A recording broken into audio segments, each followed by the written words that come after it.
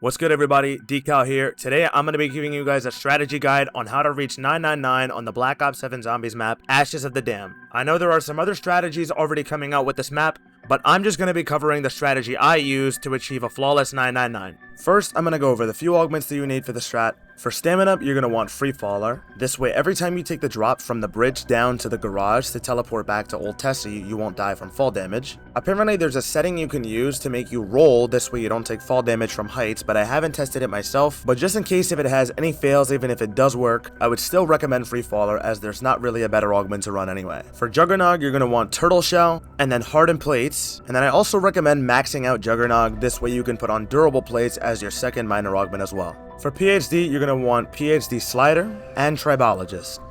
For Double Tap, you will need Double Standard and Double Time. These augments are so unbelievably important, I'm going to show you exactly why later in this video. And then for Ether Shroud, you're going to want to use Burst Dash along with Extra Charge. Now, if you're wondering what augments I was running in my game, I will still go over all of them, although the rest of them are not necessary for the strategy. For Quick Revive, I did start running Equivalent Exchange, but that's only because I ran out of Dying Wish. The choice is up to you on which one of these you use first, but I always use Dying Wish first, this way I prevent myself from taking it down. The only other two that actually do anything for solo are Slow Death and Emergency Medical Kit. I myself haven't used Melee Macchiato in this game, but these are the augments I was running for it. Speed Cola, I originally was running Supercharged, but I switched over to Classic Formula because it honestly doesn't make much of a difference if you're using Supercharged, because the field upgrade takes literally forever to regenerate. You're better off getting a full power drop, and you will always end up getting a full power drop before charging your field upgrade back up. So I ran Classic Formula along with Fast Pitcher and Quick Swap. For Vulture Raid, it is pretty useful to use Parting Gift. I would actually recommend it. This way you don't have to buy ammo for your ray gun. And then of course, Picky Eater and Condor's Reach. Death Perception, I use Critical Eye, Bird's Eye View, and Further Insight. For Deadshot, I still don't have it maxed out yet, so I was only using Dead Again and Dead Break. Elemental Pop, I do recommend using Electric Cherry. It's not super OP, but whenever it does work, it can be a lifesaver. And then Chill Berry. And then for Wisp Tea, I actually would recommend Mask of Wrath, as it does a ton of damage to the bear. The bear has 1,000,000 health, and each tick takes off 100,000 HP. So it actually is pretty good. And then definitely Haste and Extension. For a little bit more handicap, you can also use the Mask of Salvation, which allows the Wisp to actually revive you. But it is pretty rare because it needs to be active when you take it down, and the odds of that are pretty unlikely. Regardless, a lot of these ones are personal preference. For ammo mods, I'm gonna be honest, you don't even need to worry about any of the other ammo mods, because the only one that's good is Fireworks. For Fireworks, you're going to want Starburst and then Short Fuse and Starlight. If you're that curious about the other ones that I was running, here they are. Here's what I was running for Deadwire, Napalm, Cryo Freeze, Brain Rot, and I wasn't finished with Shadow Rift yet, but here's what I got. Now that you've got all your augments done, it doesn't really matter what gun you load in with, but in my game I did load in with the M15. The gun to load in with is entirely up to you. I would recommend an AR though. Now for beginning your game, you're going to want to do a few things. If you have Gobblegums, by the way, I do recommend using them. They're not required, but they will save you a ton of time in the long run. In my game, I did use Perkaholic, Wonder Bar, and Gift Card, probably saving me about an hour of time. But if you don't have these Gobblegums, you would just take a few extra rounds killing zombies to get your points. Now once you're in the game, the first things you're going to want to do is get on Power and get the Wonder Weapon.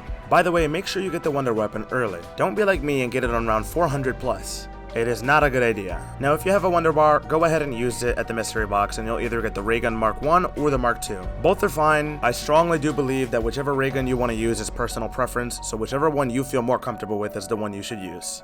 Now moving on to the high round strategy, you're going to want to grab Old Tessie and bring the truck over to farm. At the farm, you would use the truck along with the Abomination Laser, and you would kill as many zombies as you can until the car breaks. Once the car's about to break, you would start driving over to the opening in the fence. This way, as soon as it breaks, you can actually run out with no zombies in front of you. Now, as soon as you get out, come over to the trap and stand on this side of the trap over here. The reason why you do this is so that way you cancel 4 zombie spawns out by the area of Old Tessie, speeding up your game a lot more. And then a few seconds before the trap is going to end, listen to the sound so that way you know when it's coming. You're going to want to shoot this truck and then climb on top of it. That way, once the trap ends, any extra zombies that are left running around will climb on top of the truck and then just suck the balls until they explode. And it'll take out all of those zombies as well. Then immediately, you'll want to head over to the jump pad and head on over to Ashwood. As soon as you land, always take this route and immediately activate the trap. Once the trap is active and you stand right in this area here, no zombies will target you. While you're here, you can also shoot the zombies in this straight line and keep on sucking the balls back. It will speed up your game if you do this as well. Now once this trap ends, here's where things get a bit sketchy. Every time that you run through this route here, the zombies will be spawning in from random locations. So sometimes it'll be easier to run through here than other times. It all depends on spawn RNG. But this is where a few of the augments that I told you are necessary do come into play. With PhD Slider, you can slide into a zombie, that way you can kill it and still be able to run through. Turtle Shell paired up with hardened plates and durable plates.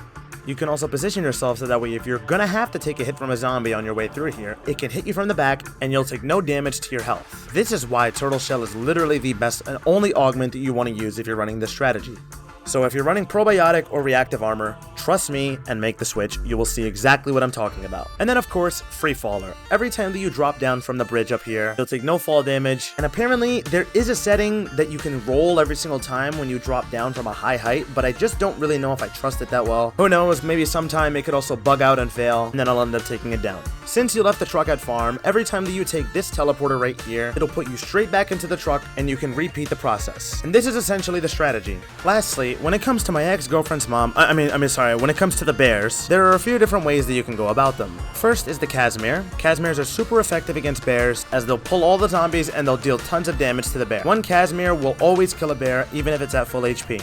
The second way is using the hand cannon paired up with the augment on double tap called Double Standard. Every single time that you use the hand cannon on a bear with this augment, it'll always be a 2 to 3 shot kill. This is why it's super important to make sure that you're running Double Standard on double tap. So if you don't have the hand cannon or the Casimirs unlocked, make sure you level up enough so that way you can get them unlocked before you do this strategy. And remember, every max ammo round, you'll always get your Casimirs back as long as you pick up the max ammo, especially if you have no hand cannon ammo. That's basically all there is to it, guys. So if you guys have any questions, be sure to let me know in the comments and I'll try my best to get back to every single one of you guys. If you found this useful, be sure to leave a like on the video and sub up to the channel. I want to give a huge thank you to everybody who's congratulated me on the success of everything recently. I can't say thank you enough, and if you guys are new to my channel, be sure to stick around for the ride. To end this video, I'm going to go ahead and leave one successful loop of running the entire strategy, just so you guys can see an actual run of it. But other than that, I'll talk to you all later. Peace out, guys.